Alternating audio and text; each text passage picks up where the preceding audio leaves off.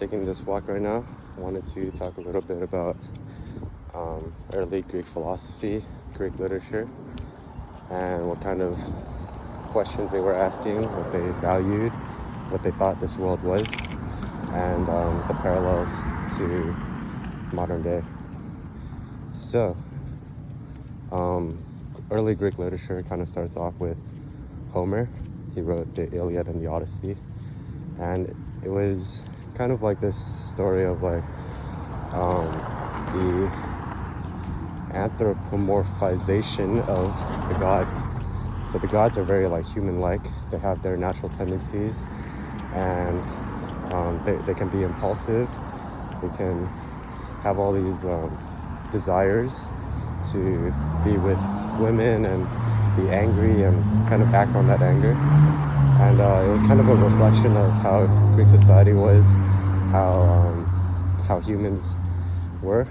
And if you, let's say, like read the Iliad, for example, you can kind of see like, wow, like human nature really doesn't change. Like this is exactly how people would act today, even though it was like three or so thousand years ago, right? Because we're human, and humans are always going to be humans, you know. That's just like a part of the way that we act. And within the Greek literature, the gods are very human, but even they are subject to this higher thing that they call the fates, right? Even Zeus is like, he's subject to the fates. He's a product of time, Chronos, and he has his own vices as well. So ultimately, everything in the universe was really subject to fate, and people just kind of had to live with that. Now, beyond Homer, in the, I believe it was like 9th century BC, people started asking, like, what is the world, right? Like, why is it that we experience the things that we experience? Why is it that our experiences don't always, I don't know, maybe they don't match up to our ideas? Like, we can think with our brains and come up with these, like, let's say, numerical equations and math, and like, why is it that like we here on Earth are able to talk about the universal affairs of things in the entire universe, even though all these ideas are just in our brains? And why is it that the idea in my brain matches up to the idea in your brain, even though our brains are not the same, right? Maybe they didn't think of it like in terms of the brains, but like, why is it that like it seems that there is an external reality that we can all agree on, even though we're all not each other, right? And why is it that we can explain universal affairs? So people started asking, like, what is this world? What is like the unifying principle? Is everything all one? Are we just like all one, bro? Everybody's God. Everybody's part of this cosmic oneness? Or is everything actually just different, and we just happen to experience a unity in reality for some reason? So those were the kind of questions that the early Greeks were asking. And man, yeah, I'm just kind of going off the top of my head. I don't got notes or anything. Just taking this walk here. But yeah, we can start off with the early guys. You know, people kind of have this conception that the early Greeks were kind of dummies. They thought everything was like, oh, it's the elements like fire, water, earth. Okay, sure, right? So we can start off with those guys. So actually, chronologically, it does follow from Homer that we get the first, who's considered the first philosopher, Thales, and he thought everything was essentially water. Like all of reality had like a waterness to it.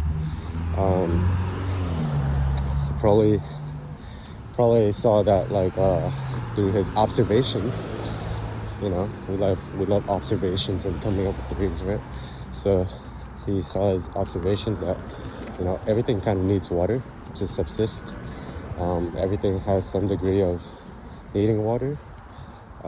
Water is there for plants, water is there for humans, and the ocean is just massive, so water, everything's water, bro, and we're all one. It's just waterness.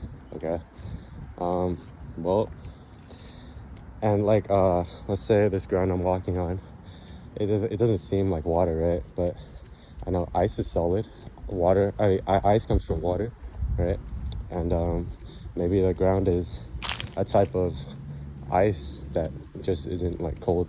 Okay, like maybe there's a degree of waterness to it. Okay, and that's kind of, Thales, the first philosopher, that's what he thought everything was, that the unifying principle of the entire universe was waterness. And beyond that, the next guys were like, hey, everything doesn't really seem like water, dude. That's like kind of weird. Could it be something else? Let's say it's air. Air seems to be everywhere, and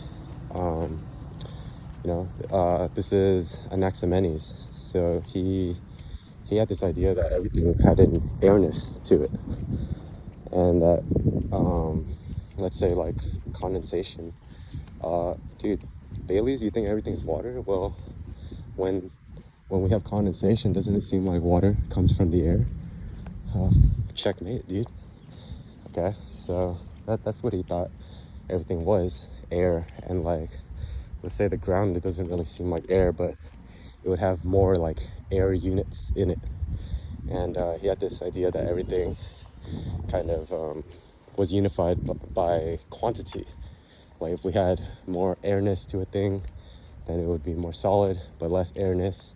Let's say the air that we're breathing has like what we consider air, and then our minds, our thoughts, that has like an even lighter degree of airness to it, right? So that's what he thought the whole world was.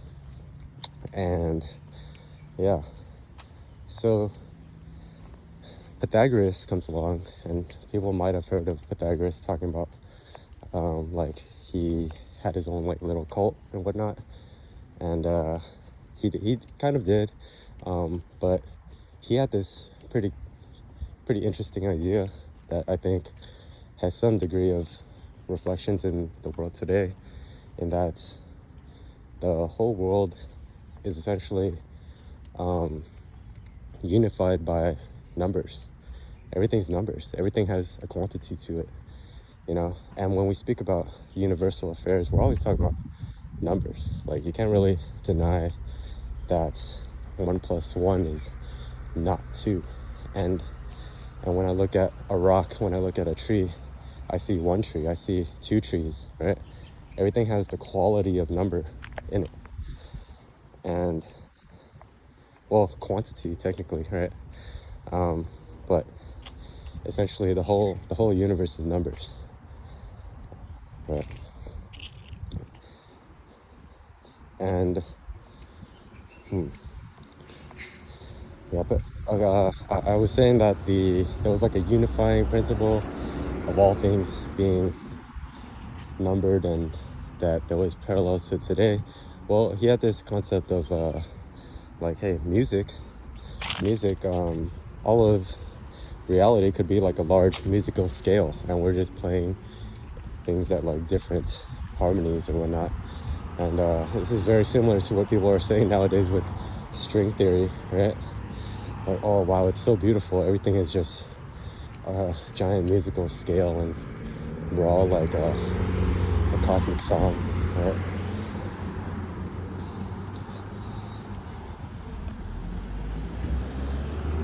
And he kind of went deeper into this idea, and hold up, I'm crossing the street. Jog. Across the road. But as I say, yeah, it's very similar to like what people think of today, that everything is strings, or just music, right? Yeah, so beyond that, let's say the next guy, Heraclitus, he, like, people say, like, oh, it's kind of weird that, like, the ancient Greeks, they thought of everything as, like, these elements and whatnot. Well, Pythagoras was something different, and Heraclitus, even though, well, what he says is that everything is like a fire. Like, fire is a thing that, like,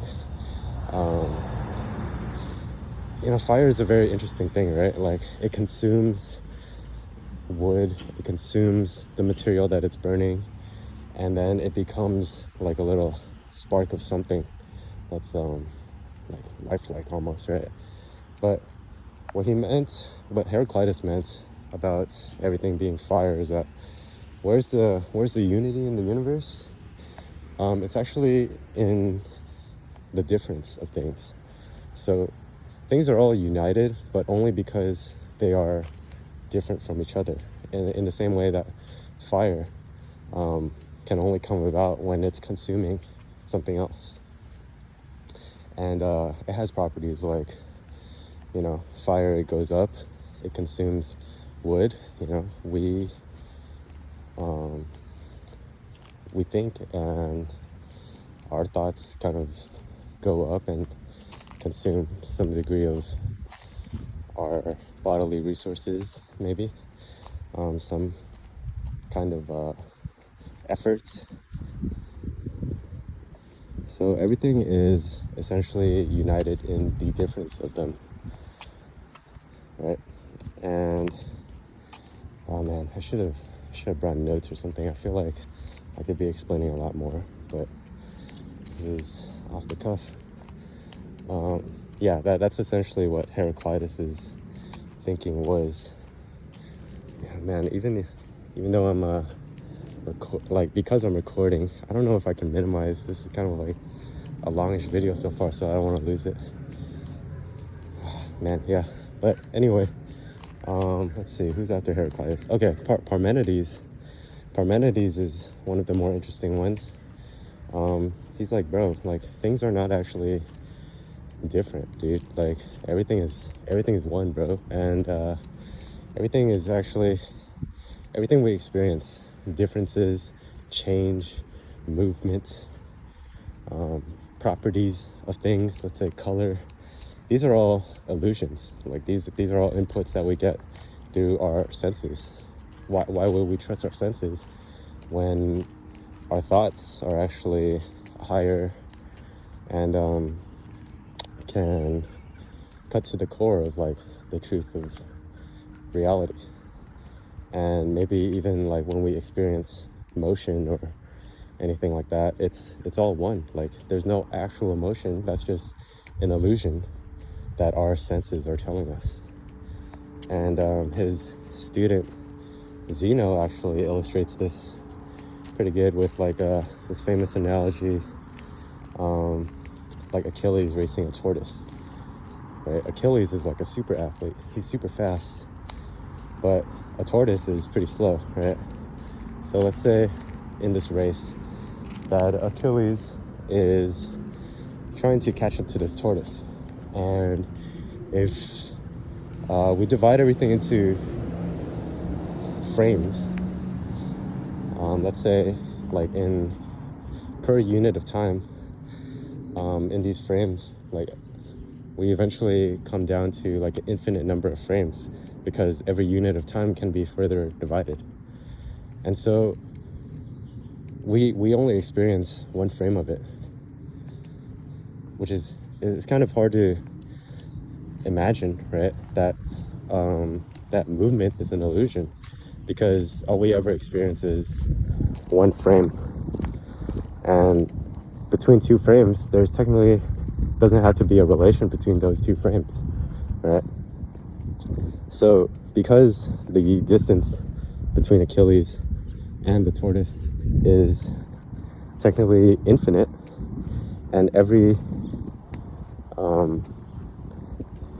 unit of distance or time in between them is actually infinite as well, This is why people say like, oh, like the distance between 0 and 1 in terms of quantity is actually like infinite, because we have infinite fractions, and the difference between 0 and, say, like a very large number, very large whole number, actually technically it expands at a slower rate, but in the end both are infinite. So how could it be that Achilles crosses an infinite distance in infinite time, right? We're only experiencing one frame.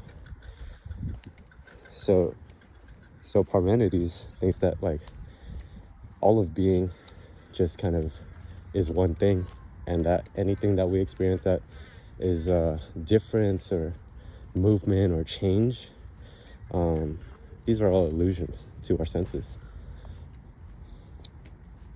And if you're really thinking about this, you might think that he has some point there, right? Because these guys are not idiots. Like the ancient Greeks, all they do is sit around and think about reality. All we do nowadays is doom scroll and work in front of a desk, moving a spreadsheet, exchanging emails, putting up faces for other people, right? So these Greek guys, like, they're no joke, dude. All right. So who's after Parmenides and Zeno? I believe it's like Anaxagoras. Anaxagoras has this concept that, hey, like, dude, not everything is one, dude. Like, clearly we're experiencing different things.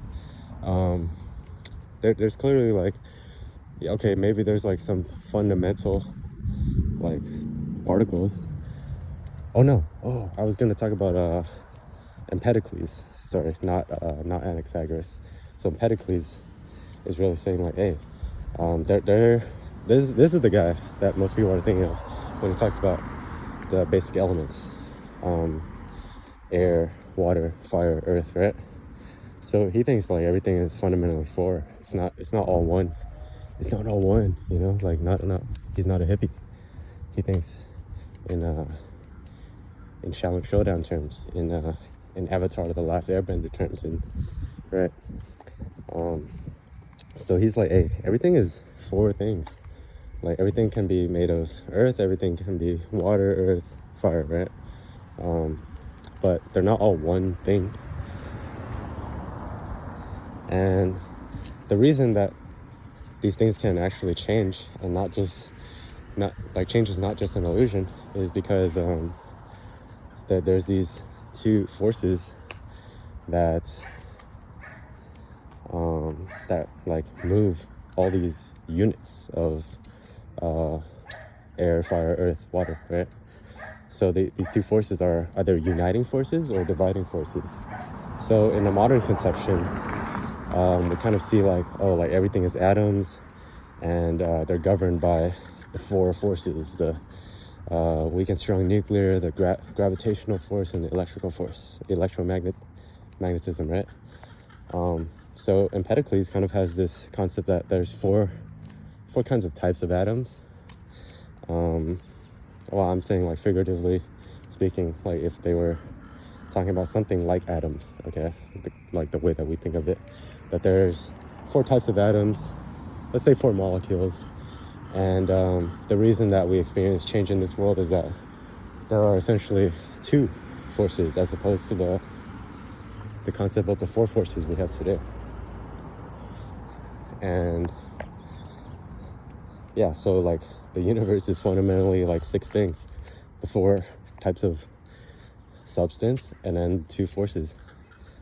He calls these love and strife, which I feel like are kind of weird words, but sure, right? The uniting force and the dividing force. Let's see. Now I'm going to talk about Anaxagoras, who he kind of has a similar idea to Empedocles, where there's these four things, and that they were all kind of together at some point, but there is some force that moves them all. But he doesn't divide them into the uniting force and the separation force. He says everything is mind. Everything was moved by a mind, because these early Greek philosophers, they had a very high view of mind. Like, dude, like, I can think, and thinking, like, bro, thinking is crazy. Like, can you believe that there's thinking and that we can think about universal affairs and morals and math and philosophy? Like, what the heck? Thinking is a pretty high thing, right? So Anaxagoras elevates this to the idea that thinking, some kind of mind, started the movement of all the essentially substances in the beginning. He didn't have this idea that everything was a single substance, but he had something similar to Empedocles, where there was like a plurality of forces, of substances, like let's say like gold particles. If you divide gold particles into two, you get two gold substances, right? But if you divide, like, let's say a dog in two, and I'm not saying that because I'm Chinese, this is an example in the book, you don't get two dogs, right? But yeah, Anaxagoras, he had this idea that there were different kinds of substances in the beginning. They were all kind of together, and that mind started this kind of movement of all the substances into different, let's say, positions. And I don't know, it's similar to like the Big Bang almost, that like some people have this idea like, okay, yeah, there was some kind of explosion, and then due to the natural forces, certain types of materials started clumping up together, and the larger ones started clumping up more larger ones and things like that. So that was Anaxagoras. But his real revolution was that everything was mind, and that like everybody else was trying to, like, they didn't really have that idea that everything was caused by mind. So there's let's say, the next guy is going to be Democritus. He's kind of known as an atomist, and they had this early concept of atoms. I don't know if they coined the term, or if our modern term is like etymologically related to what Democritus's ideas were, but there's these like infinitely small particles, let's say, that are indestructible, and they have some characteristic through which they can kind of become different things. But yeah, like that's a pretty basic idea of like what atoms are, and this is like a unifying principle for everything, right? Oh yeah, well, I forgot to mention Anaximander. This is kind of going back to the times of the earlier guys I was talking about, like Anaximenes and Thales and stuff like that. But Anaximander, he had this early conception of kind of like evolution almost, but that everything, like all of humans, let's say, were derived from out of the sea. And because when he observes like babies, he's like, dude, like, no way that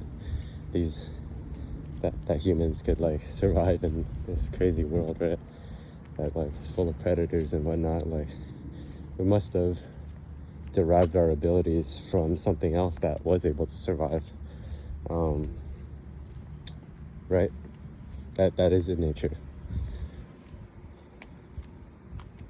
And man, I feel like I had so much more, but I don't have any notes or anything. And yeah, well, yeah. So that's like the early Greek philosophers, called the Pre-Socratics, and then later on they kind of move into Socrates, which is pretty much talked about in all of Plato's works.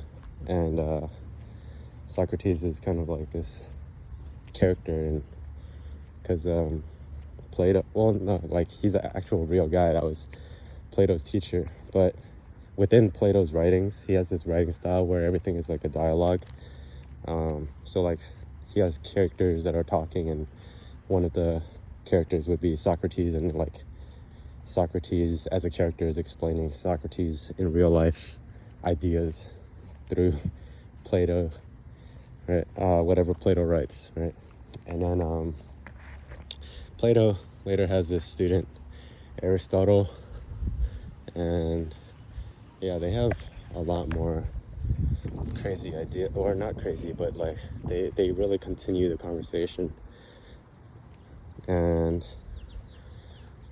yeah, like after that time period, there's like the Romans, and the Romans are really thinking about the state, and how to govern, and they're more like pragmatic.